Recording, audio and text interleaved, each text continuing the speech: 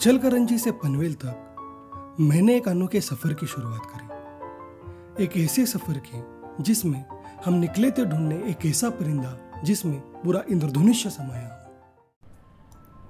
बरसात का मौसम था। सह्याद्री की घाटियां हरियाली के गालीचे से ढक चुकी थी। पहाड़ों पे मंडराते बादल, बहते झरने की गूंज और मिट्टी की भीनी सुगंध, यह सब दिल को असीम शांति दे रहे थे। लेकिन हमारे मन में एक ही ख्वाहिश थी, उस अद्भुत पक्षी की बस एक झलक देख लेना। आखिर हम वहां आ पहुंचे जहां से हमें पैदल सफर शुरू करना था।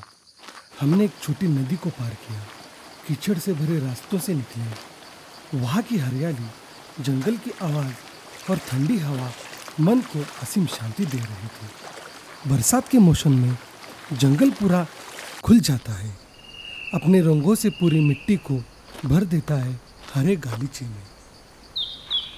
जैसे जैसे हम आगे बढ़ रहे थे, जंगल का हरा रंग हमें मन ही मन सोचने में मजबूर कर रहा था कि क्या उस परिंदे की झलक हमें देखने मिल जाएगी।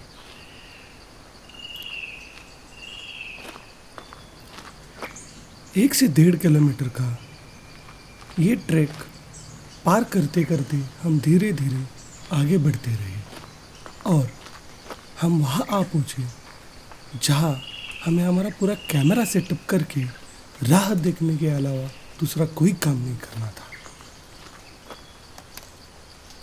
तब तक हम जान लेते हैं कुछ इस परिंदे के बारे में।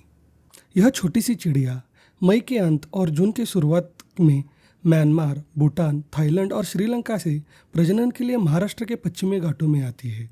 सितंबर-अक्टूबर तक अपने बच्चों को बड़ा कर यह वापस लौट जाती है। जहाँ अधिकतर पक्षी पेड़ों पे घोंसला बनाते हैं, वही यह मिट्टी में सुरंग खोदकर अपना घर बनाती है। 30 से 100 सेंटीमीटर लंबी सुरंग के अंत में एक गुफनुमा कक्ष होता है जहाँ यह अपने अंडे देती है। यह घोंसले अक्सर बहते झरनों के ऊपर बनाए जाते हैं ताकि सुरक्षा बनी रहे। यह 3 से 7 अंडे देती है। बच्चों का पेट भरने के लिए इसे दिन में 15 से 20 बार तक शिकार करना पड़ता है। हमने कई घंटों तक इंतजार किया और आखिरकार हमें वो मिल ही गया। मात्र 13 से 14 सेंटीमीटर का आकार, पर रंग जैसे किसी चित्रकार ने अपनी तुलिका से गढ़ा हो। पेट पर सुनहरा पीला रंग, सिर पर नारंगी और काला और पंखों पर चमकते नीले टीके। छोटे होने पर भी यह चिड़िया शिकार करते समय बेहद निडर होती है। मेंढक, छिपकलियां, कीड़े मकोड़े और यहाँ तक के छोटे केकड़े भी इसका आहार बनते हैं। शिकार करने के बाद यह किसी डाल पर बैठकर पहले अपने घोंसलों की देखभाल करती है। चारों ओर नजर दौड़ाती है कि कहीं कोई खतरा तो नहीं। फिर बच्चों को खिलाने के लिए भीतर जाती है।